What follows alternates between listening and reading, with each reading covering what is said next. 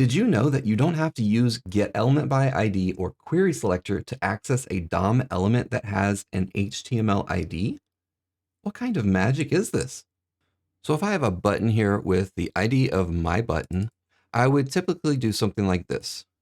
We'll create a const, we'll call it my button, and we'll make that equal to document.getElementById, and then my button.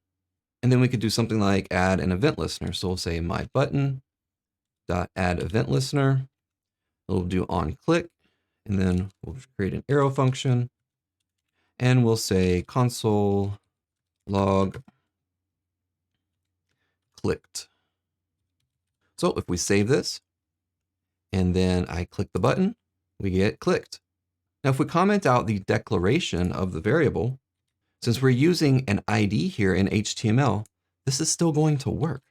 So I'm going to save this, click, and we still get clicked. Why is this happening? This is actually documented functionality of HTML. So if we look at the HTML spec, which was last updated December 17th of 2020, section 7.3.3 on named access on the window object defines this functionality. HTML element IDs are accessible as a global variable on the window object. So if we go back in here and let's just do a console log on window.myButton. Let's save that, and we're going to get our button element.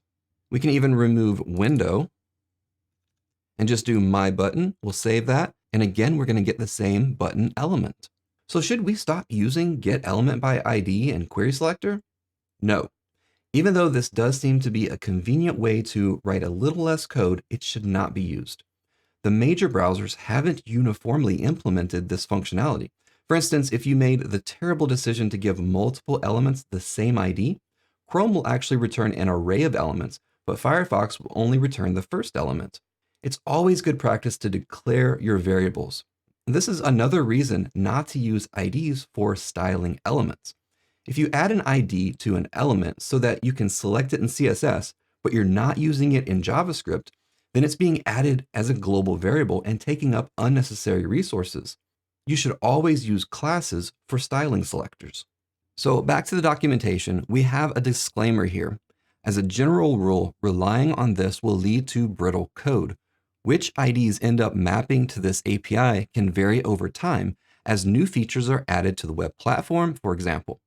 Instead of this, use document.getElementById or document.querySelector. So it's great to know about this functionality, and maybe one day you'll be troubleshooting a bug and come across something like this, and you'll know how to fix it. But please, never use this in production code.